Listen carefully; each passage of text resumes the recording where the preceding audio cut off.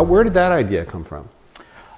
It was very interesting insight. So one of the things that we found is people are actually pretty uncomfortable about video recording. And if you look back in year 2011, 2012, kind of when we started and had that insight is people are uncomfortable. Like we were trying to do pitches about our company, and I would be the videographer and I would hold the camera on Brian, and he would not be able to get through the pitch. And then as soon as I left the room, he had no problem. And so our major insight was it was the video person that makes people uncomfortable, because they're looking through the lens at you and you're reading their facial expressions. So we said, like, we need to get the videographer got out. We need to really focus the person, away from the process and not make them think about it, because then they become really comfortable. And so the idea of the robot was to create something that is there, it's helping you, it's kind of fun to use, it becomes a catalyst for you to do it more frequently. But on the other hand, it's not the center of attention. It's not something that overpowers and takes over the whole process, but it helps you gather the right things. So we started with like something that it's tracking you around the classroom. We're also part of the phase where teachers are now encouraged to move around the classroom. They're not standing in front of the whiteboard fixed. They need to go talk to the students.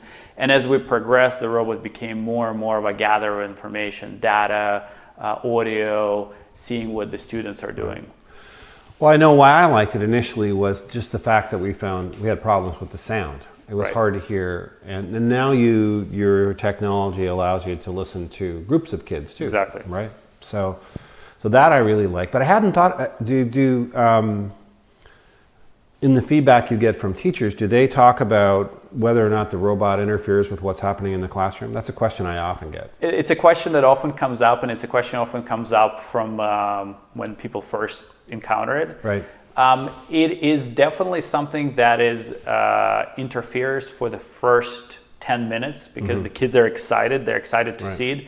And then it blends into the background. It just becomes another piece of technology. It's kind of like a new toy, like for a lot of kids, because the concern is not whether it interferes with the teacher. The question is, will the kids be absorbed and not pay attention in class? But what we found is it's like a new toy. It's exciting. They're really into it. And then 10 minutes later, they're on to something else. They're not. It's now just a piece of technology in the classroom. That's what I found too. I work with this wonderful team, and we would bring in 2 cameras.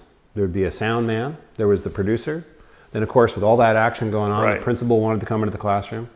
10 minutes later, kids were kids. I mean, I would imagine there's probably classes, and these are like big cameras like this, but it didn't take long for the students to be students. Maybe high school, maybe as you go up, it's a little bit more challenging, but in my experience, especially given the benefits of the video, it doesn't seem to be that much of a disruption.